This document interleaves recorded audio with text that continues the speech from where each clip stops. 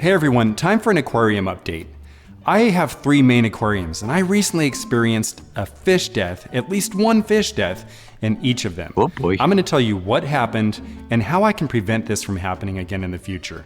Hopefully this will help you guys out as well. And stick around to the end because I will be making some changes to my 180-gallon aquarium that's full of angelfish and geos, and it's going to be using this, which I recently found along the riverbed. So I'll talk about the changes I'm making to that tank, which I'm pretty excited about. All right, without further ado, here we go. Why don't we start off with the Apisto tank? And this is the tank that I was really excited about, still am really excited about, but it's also the tank that saw the most death. If you saw my last video where I set up this 23-gallon Apistogramma tank on my bedroom dresser, then you saw how gorgeous this guy was. This is actually one of the more common Apistos in the hobby too, and it's not hard to see why. Just look at the flames on his fins. He almost looks like a cartoon, he's so vibrant. Well, if you noticed, I used the word was to describe him. He passed away about 4 days ago. He didn't appear to be sick, but he didn't seem happy either. He would only eat brine shrimp, so a picky eater, and he liked to hide a lot. I would often find him in the rear of the tank, hidden under some plants or in this little cave that I made for him. You can see him here getting tucked away for a bit. It isn't typical that they hide this much, especially at supper time. And back then I wasn't sure what was up, but looking back I think I know. Hindsight and all. So I added these 11 Emperor Tetras at the same time. They aren't really aggressive fish, but they are pretty busy, and I mistakenly assumed they would occupy only the top part of the tank most of the time, but they were everywhere. And even though they aren't extremely busy fish, I think they were too busy for King Apis. He was named after a Greek king by one of my viewers. So I found the former king dead, and I think it was stress. At that time, one of the females was perfect still, but the other looked fairly drab in comparison. Not sick, but not very active either. When I ordered King Apis and his bride, I actually made a mistake and ordered 2 pairs. And the cool thing about mistakes is sometimes they actually work out for you, which in this case, obviously it did. Because now I can just move King Apis II over from the quarantine tank into the main tank. And since I've done that, he has actually thrived and he is looking fantastic. Since King Apis II has been in this tank, I'm seeing what an Apisto is supposed to act like. He's always visible and interacts with me. Look what he does when my giant hand is in the tank. What a guy. Well, almost what a guy. It turns out he's a bit of a wife beater, unfortunately. I saw him nipping at the uglier of the 2 females and woke up one morning to find her ravaged. He must have really turned up the heat all of a sudden. She passed after I tried to save her in quarantine, and now it's just the king and his prettier queen in this tank. And that's how it'll stay too, at least for a little while. So the fish weren't the only things I was having trouble with in this tank. And I told you when I put those plants in that there's a good chance that they might go home to be with the Lord. And actually that's what happened. And I learned something from this experience though. When I put the stem plants in, which is what I was having trouble with, the stem plants are the ones that you root into the substrate. And they should have roots, but when I got them, they didn't really have a good root structure. So I was putting the stems into the ground with really no roots to absorb any nutrients. Dumb. And they eventually got really soft and then eventually started losing their leaves and just kind of melted away. I've been watching some videos by a YouTuber called Girl Talks Fish, and she's a gamer's wife. Anyway, she's really good and she has a lot of smaller planted tanks, a lot of information. One of her viewers once told her that if the stem plants arrive without any root structure, then what you do is you just float them at the top until they get roots, then you plant them, and that'll help keep them from wasting away like mine did. I wasn't really happy with this strip light. It obscured too much of the open top and the app wasn't my favorite either, so I wound up buying this AI Prime puck light. Since it's suspended high above the tank, it leaves the top open, plus I get this amazing shimmer, not only in the water, but on the walls in the evening. Super cool. It's expensive and overkill for this size tank, but I'm really boring and have nothing better to spend my money on. Now let's talk about my 240-gallon African cichlid tank called Alcatraz. You will subscribe. Ding ding. Let me just start by saying that all my tanks have good water parameters.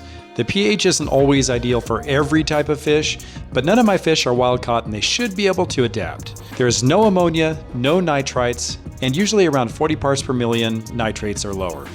Maybe that'll keep some of the hate comments from coming in, I don't know.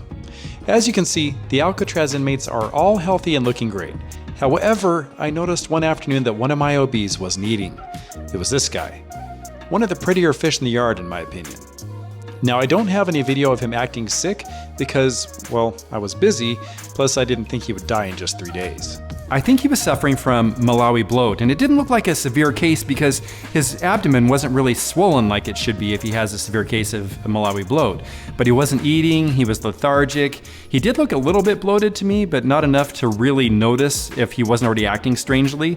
So I thought I had time to move him to a quarantine tank in a day or two and then start treating him, but that didn't turn out to be the case. So here's what I'm gonna do in the future just to prevent this from happening. I think it's important that fish that eat a high-protein diet get a day off from their normal food and fill their bellies with some veggies every once in a while. This can help keep them from getting the dreaded Malawi bloat. While my guys still get their awesome varied mixture of high-quality, nutritious, and color-boosting pellets, I am going to make it a priority to get them their salad buffet at least once a week, maybe more.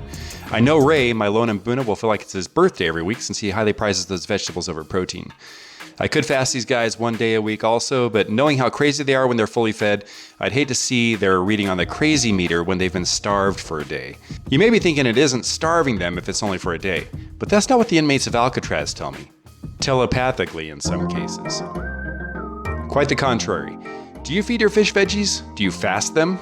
Let everyone know in the comments below. Here's something else that's plaguing me about this tank too. About once every 3 months or so, I'll wake up and a fish will just be dead on the floor of the tank. And the night before, he was absolutely fine. In the morning, he has no obvious fin damage. It doesn't look like anybody's been chasing him, no lesions, no wounds of any kind. So I'm thinking that maybe during the middle of the night, the fish are just getting startled and then darting and running into one of the panels, or maybe the lid of the tank. So I think that's what's happening, and I don't know really how to stop it. I've put a night light in on the wall to provide a little bit of the light, but not enough to make them see each other, you know, and actually go after each other and kill each other while I'm sleeping. Coming to kill ya! So let me know if you have any ideas of what might be causing the fish to just die overnight with nothing really obviously wrong with them. Now on to my 180-gallon aquarium, and in this tank I actually lost 2 fish. One of them was a geo, and the other one was one of my favorite black angelfish. I love all my black angelfish, but slowly over time they're dying off. They weren't really growing very much either. I see them eating, I know they're getting food, no sunken belly, no signs of illness or harassment. You know, I noticed that with the geos also. The smaller fish that seem to have stunted growth are the ones that don't usually make it. I see them eating, but they just don't put on the weight and size like they should. Maybe there's something about their genetics that's causing them to die, I don't know. I noticed that with the geo, his fins were clamped and he seemed a little sunken at the end. And again, I was going to move him to quarantine, but I thought maybe it'd be better if I just treated the whole tank with medicated food. So I started the treatment regime, and within a few days, he was dead. Again, I apologize for not having the video of him, but I really didn't think he would pass so quickly, so I thought I had time to catch him on video since he was eating the medicated food.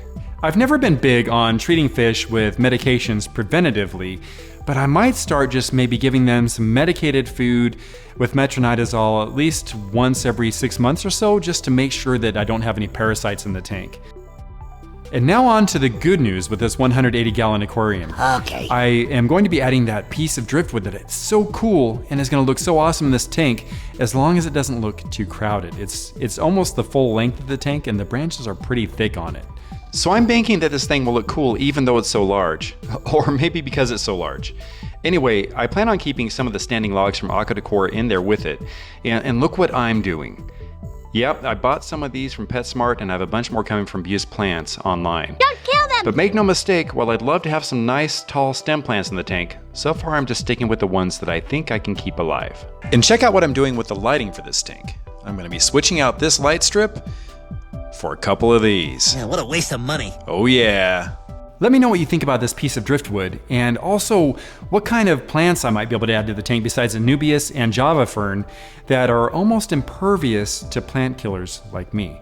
Along those lines, what kind of fish would you suggest I add to the tank? I don't want anything too big because it's only 6 feet long. I don't want a 12-inch fish in there. I don't even want a 10-inch fish. If I'm gonna go large, I think we're looking at maybe 7 or 8 inches max. And I don't want anything too aggressive because I don't want to get rid of my angelfish or my geophagus. Well, there's your update. Remember to like and subscribe and ring the bell if you'd like to get notifications. And as always, thanks for watching, and I'll catch you next time.